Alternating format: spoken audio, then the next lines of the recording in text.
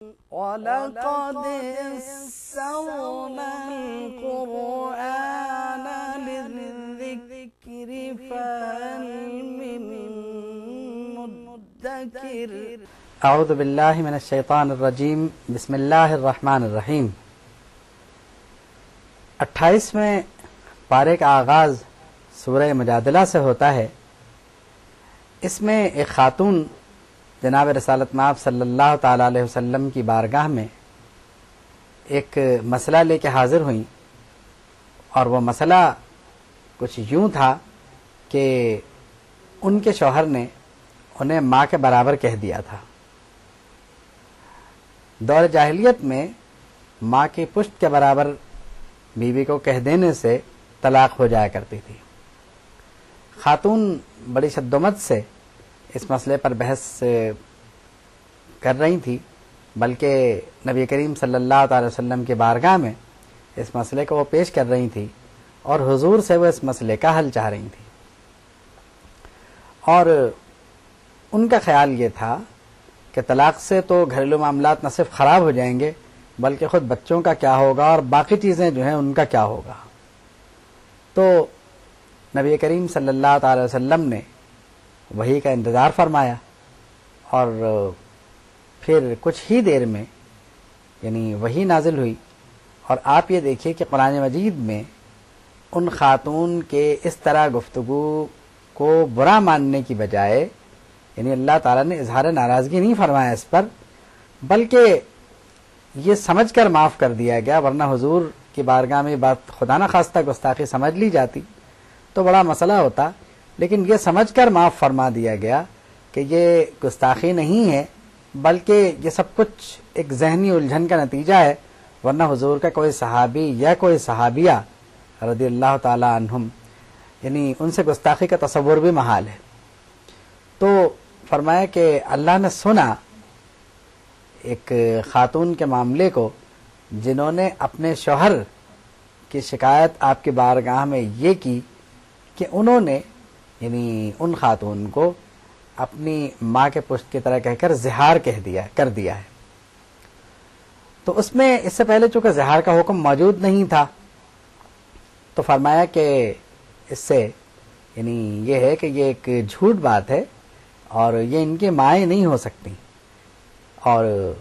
یہ منکر بات ہے، اور یہ جھوٹ بات ہے۔ تو اب اس کا طریقہ یہ ہے کہ اگر یعنی ازدواجی تعلقات کو برقرار رکھنا ہے تو اس کا کفارہ دیا جائے، اور اس کا کفارہ جو ہے وہ یا تو یہ کیا جائے کہ 60 روزے رکھے جائیں، یا ایک غلام آزاد کرایا جائے، یا اس کے بعد یعنی اگر یہ سب ممکن نہیں ہے تو 60 مسکینوں کو کھانا کھلایا جائے۔ پھر فرمایا کہ یہ ان کے لیے ہے جو اللہ اور اس کے رسول پر ایمان رکھتے ہوں۔ اور پھر اس حکم کی تفصیلات کو یہاں ختم فرمانے کے بعد فرمایا کہ یوم یبعثہم اللہ جمیعا فینبئہم بما عملوا، کہ اللہ اس دن ان سب کو اٹھائے گا اور پھر بتائے گا کہ ان کے اعمال کیا تھے، ان کو خبر دے گا۔ اللہ کو ہر شے کا علم ہے۔ اللہ نے سرگوشیاں کرنے سے منع فرمایا، لیکن فرمایا کہ جب بھی سرگوشیاں وہ لوگ کرتے ہیں، یعنی یہود کا بھی یہ طریقہ تھا، منافقین کا طریقہ بھی یہ تھا، تو فرمایا کہ جب وہ خفیہ سرگوشیاں کرتے ہیں، خفیہ میٹنگز کرتے ہیں، تو اگر وہ 3 ہوتے ہیں تو چوتھا اس میں اللہ رب العالمین ہوتا ہے، اور اگر وہ 4 ہوتے ہیں تو 5واں اللہ رب العالمین کی ذات ہوتی ہے، اور اگر وہ 5 ہوتے ہیں تو چھٹی اللہ رب العالمین کی ذات ہوتی ہے اس میں۔ اور پھر اس کے بعد فرمایا کہ یہ جو سرگوشیاں ہیں یہ نہیں ہونی چاہیے، اور یہ جو سرگوشی ہے خفیہ سرگوشی، یہ شیطان کا فعل ہے، اور اس سے مقصد ہوتا ہے مومنین کو غمگین کرنا۔ اور فرمایا کہ مومنین جو ہیں وہ اللہ پہ بھروسہ کرتے ہیں۔ اس کے بعد فرمایا کہ مجالس کے جو آداب ہیں وہ کیا ہونے چاہیے۔ تو بتایا گیا کہ جب مجلس میں بیٹھو تو پورے آداب کے ساتھ بیٹھا کرو، اور اس کا طریقہ یہ ہے کہ جب بھی کوئی آئے تو اس کے لیے جگہ پیدا کی جائے وہاں پر، اور خود سمٹ جائیں تاکہ زیادہ سے زیادہ لوگ یعنی دینی مجالس میں شریک ہو سکیں اور واعظ و نصیحت یا جو بھی وہاں دینی گفتگو ہو رہی ہے اسے وہ یعنی غور سے سن سکیں۔ اور پھر یہ بھی کہ کوئی جو ہے وہ دروازے پہ نہ بیٹھے، حتی الامکان کوشش یہی کی جائے کہ سب کو یعنی مجلس میں قریب سے قریب جگہ دے دی جائے۔ پھر فرمایا کہ یعنی پہلے ایک اصول تھا کہ نبی کریم صلی اللہ تعالی وسلم کی بارگاہ میں حاضری سے پہلے کچھ صدقہ کر دیا جاتا تھا، بعد میں اس کو منسوخ کر دیا گیا اور فرمایا کہ بس اب یہ ہونا چاہیے کہ تم نماز پڑھو، زکوٰۃ دو، اللہ اور اس کے رسول کی اطاعت کرو تاکہ تم پر رحم کیا جائے۔ پھر فرمایا کہ کیا آپ نے اس قوم کو دیکھا جس پر اللہ کا غضب ہوا، اور ما ہم منکم ولا منہم، نہ وہ تم میں سے ہیں نہ تم ان میں سے ہو، اور وہ کیا کرتے ہیں کہ جانتے بوجھتے جھوٹی قسمیں کھایا کرتے ہیں۔ تو اب قیامت کو ان کا مال اور ان کی اولاد ان کے کسی کام نہیں آئے گی۔ اب قیامت کو ان کا مال، ان کی اولاد ان کے کسی کام نہیں آئے گی، انہیں ہمیشہ جہنم میں رہنا ہے۔ پھر فرمایا گیا کہ دو گروہ ہیں دنیا میں، ایک گروہ یعنی حزب الشیطان ہے اور ایک گروہ حزب اللہ ہے۔ اور حزب الشیطان جو ہے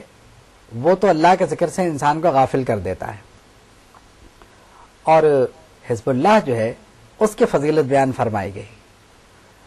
فرمایا گیا کہ جو حزب اللہ ہے یہ غالب آنے کے لیے بنا ہے اور اسے اللہ تعالیٰ غلبہ عطا فرمائے گا،